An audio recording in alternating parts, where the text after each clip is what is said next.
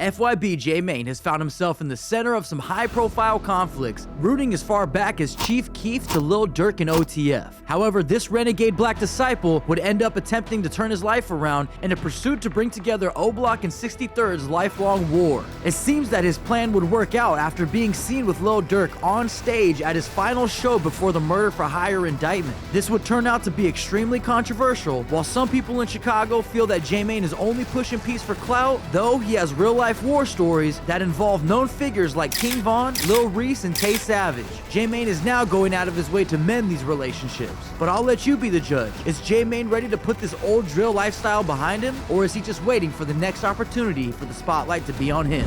Wow, smack the f out you. Stop playing with you. That's another me. It's murder. It's 12 motherfuckers in my head. Don't them grade you. Durk told me himself, J Mane, the only way they gonna know is peace between 63rd and O-Block and OTF, and we gonna end all this shit if you wear that shit together, J Mane. This what Durk told me, bro. Real dimes and don't let nobody show y'all. We don't sign nobody. On BD, on King David, if I'm not your cousin on BD, I need a DNA test, boy. Take this, boy. You trying to take this, bro, you gonna be catching these, boy. Stop playing with me, bro. Yes, bro, I use females as shields, bro. Dealing with some op females, bro, who set us up, bro, for Fredo Santana, bro. But I wanted my get back. It hit different when you want your get back after somebody come through and la la la la la la la la la la. Okay. Fucking yellow bitch. FYB, fucking yellow bitch. Do your homework. When? For a fact, I did some more homework. 051 Melly was killing people, bro.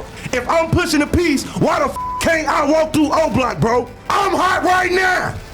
This my shit. I control the internet. What the f? It's a lot. Come on, J Mane, Bro, cause I got Durk tatted on my back. He know what the f going on. Why? The same reason I was at Durk's show with a 63rd chain on. Stop playing with me, gang. Chicago rapper Lil Durk could be linked to a second murder for hire plot, this time in Chicago.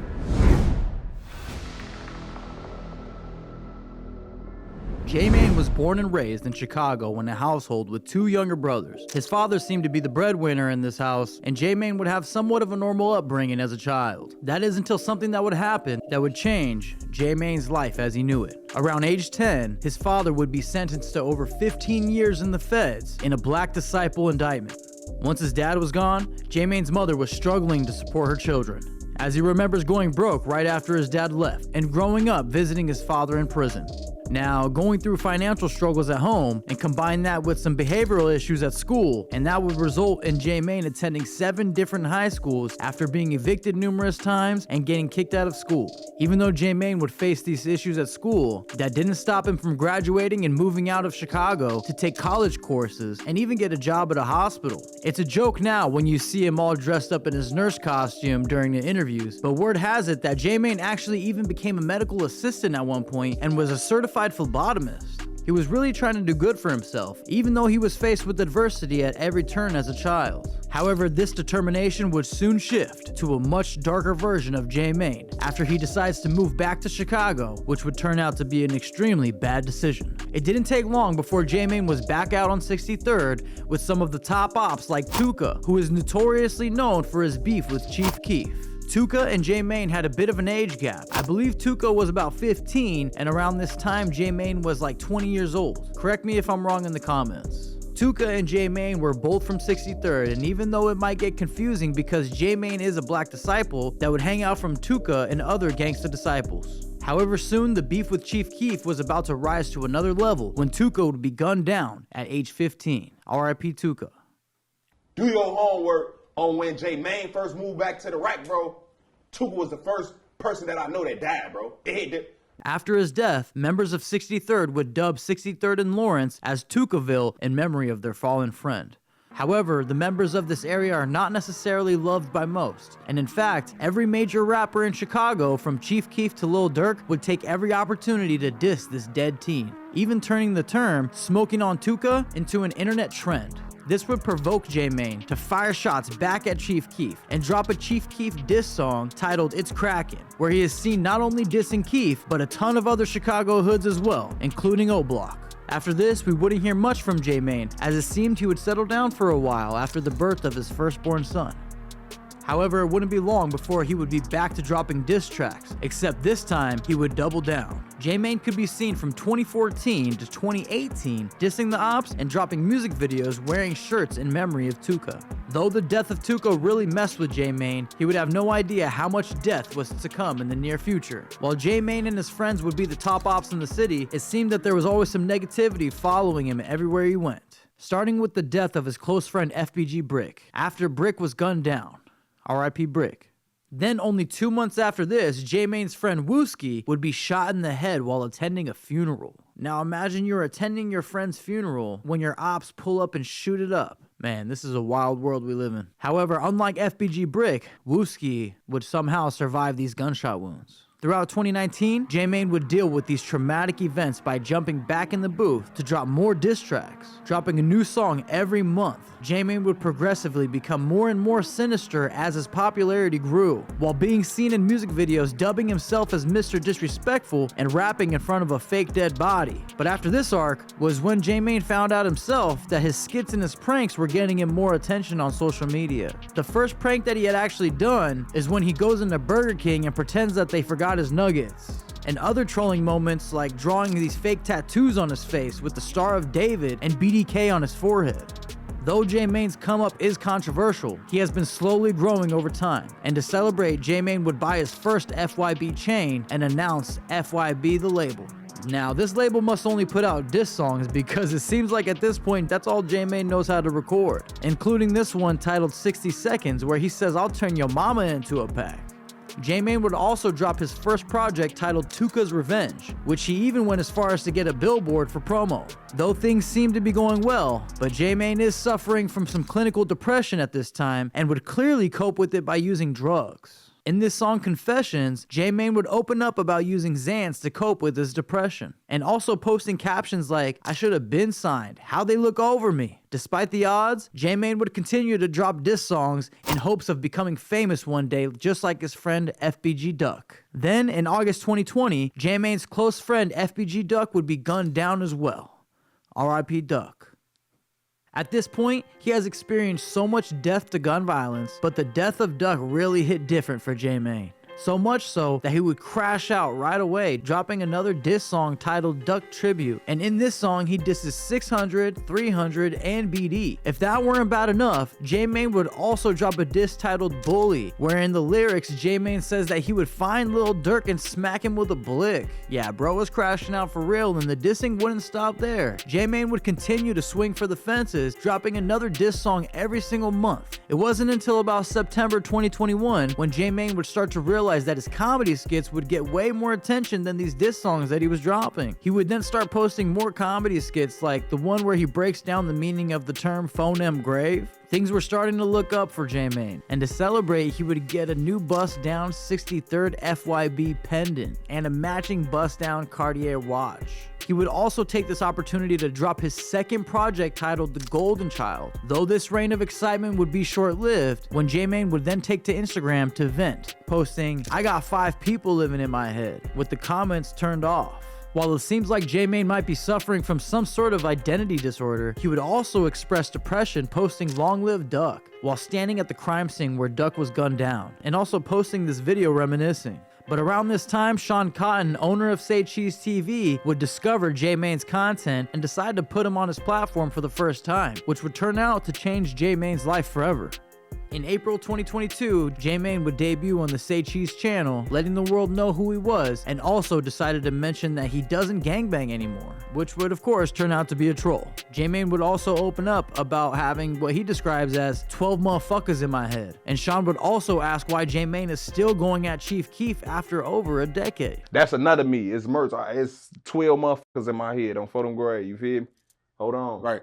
I'm from the rack, bro. I'm a born and raised Chicago, baby. You hear me? I'm from the projects. I'm from the Calumet building. I'm from 63rd. The trade is merch. It hit different. It's merch. Right now, I don't claim nothing. It's merch. I don't gang bang. It's merch. I'm doing the music shit. I'm FYB J Mane. It's merch. That's what I'm on. It's merch. You've been coming at Chief Keef for like 10 years now. Yeah, on his ass. I'm for them gray because I'm like a motherfucker. But catch my drift. A motherfucker don't understand like, why you on his ass? It's merch.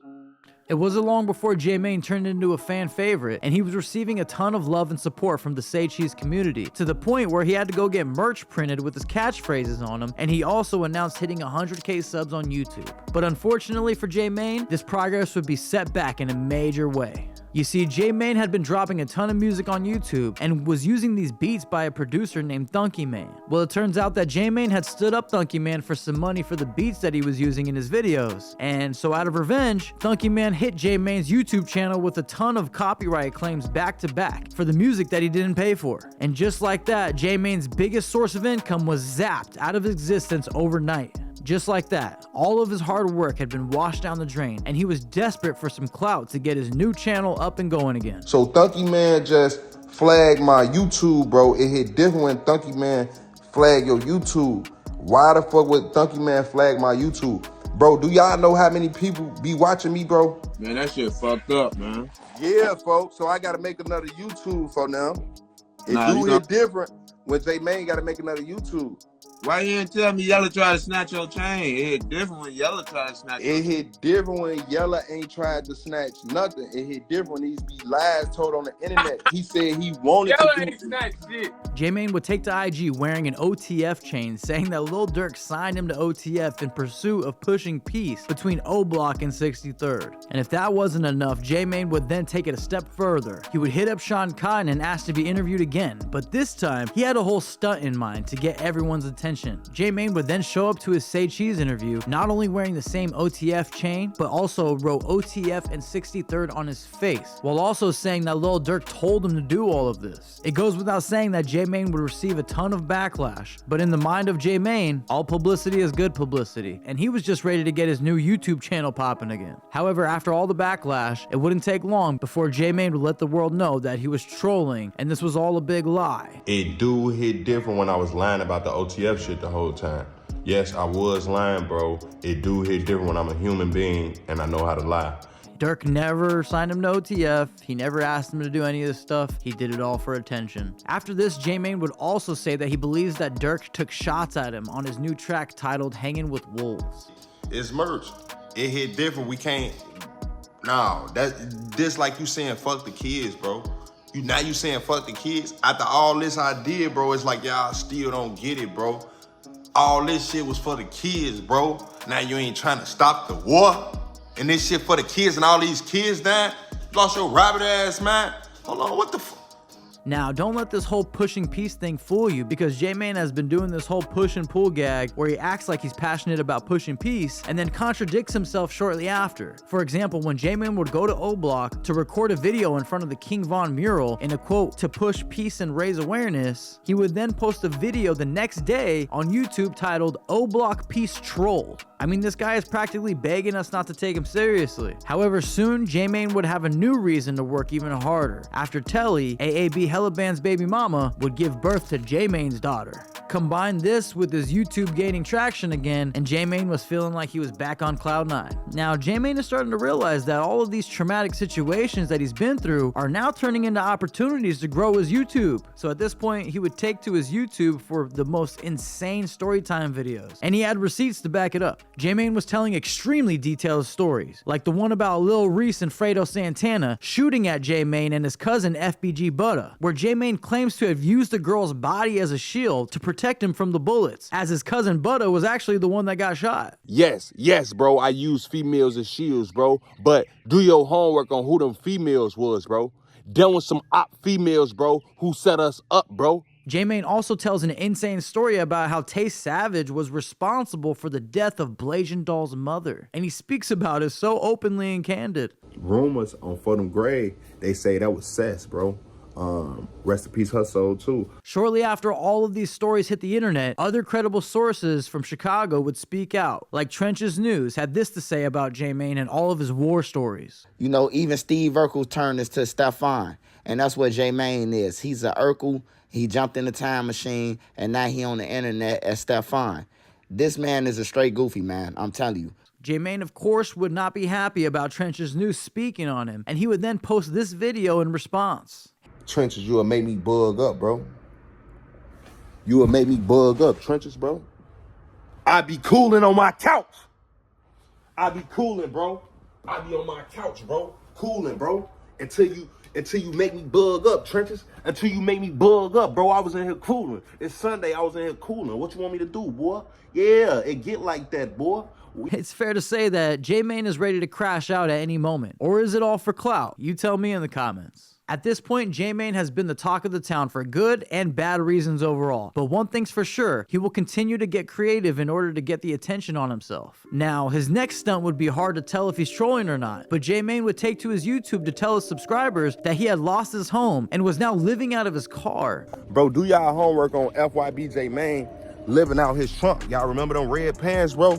Do y'all homework on what I be going through, bro. All of his content would be videos in his car, and he would be getting way too open on the internet, including showing us this video of his fucking toe fungus. It wasn't long until Remo from No Jumper would catch wind of the J Mane story, and he knew he had to get him on the podcast. Opening the podcast, Adam takes down the Lil Durk cereal that he has in a glass display out of respect for J Mane, and even says, man, I really wish I had some J Mane cereal. Now, some would even say that this planted the seed for J Mane's whoops. You tell me in the comments what you think. During this interview, when J Mane is asked about being a gang member, he had this to say. Personal involvement, bro. I'm not a gang member. I'm not in no gang. Don't put me in that shit. First of all, let's start there. And I also know that after this interview, Adam and Remo made sure to contribute to J Mane getting into a new home because they really did believe in him. And within days of J Mane leaving No Jumper, he was off to create his first box of whoops and also would announce that he got approved for a new house. Do y'all homework on FYB J Mane, what? Not being homeless no more, bro. Ah, bug. Things were really starting to look up again for J Mane. He would take this buzz and he would run, doing skits like My Ugly Ass Girlfriend and the Hairline skit, while also giving back, doing a back to school drive with DJU. And also, not to mention, Tay Savage and J Mane would come together to further push the peace narrative. J Mane would even go as far as to say that Tay Savage is a much better role model for the Chicago youth than King Von. All of this buzz would even get the attention of Cardi B, and J Mane would pull up to have her sign his box of whoops. Now, getting attention is much easier when you have a little bit of clout. However, that goes for the good as much as it does for the bad, because shortly after, J Mane would be pulled over and harassed by police and even end up having to spend a few nights in jail. I don't think he had any charges, but they did say that the reason they pulled him over originally was for a taillight. After J Mane was released, he would continue his pursuit to push peace by posting a skit at Duck's crime scene and even doing content with Chief Keef's friend T-Slick. R.I.P. T-Slick. And even though Lil Reese would deny J Mane as his cousin, J Mane would still go to make his cousin his own box of whoops out of the goodness of his heart. He would also announce that he is working on a movie, and soon we would see J Mane out here with a $100,000 whoops chain. Now, if J Mane wasn't valid to his haters at this point, J Mane would shock the world when he would get brought out on the stage by the one and only Lil Durk. This moment was huge for J Mane, and let me tell you, everyone could see the difference in how J Mane was moving after this moment. However, soon he would get news that would make all of this feel extremely odd. In October 2024, Lil Durk would then be arrested under murder for hire charges within days of the live show. Now, some people are saying that this is one big coincidence, but you let me know in the comments what you think. Sean Cotton would get J Mane on the channel to speak about the whole Lil Durk situation. Oh my kid, I ain't gonna leave this nigga. That's you. Yeah. You not me, nigga. I do it. I do it. You not me. Nigga, I'm the chosen one. I'm the chosen one. Now, after Rainwater and Sean Cotton make a bet with J Mane that he couldn't bring any 60-30s to O Block to really push peace for real, and that they would even give him $10K a piece if he made it happen. Which brings us to our most recent situation, where J Mane can be seen pulling up to O Block, and things seem to be cool while speaking with Ike Munna, but as soon as E-Dog pulls up, things seem to go left. He can't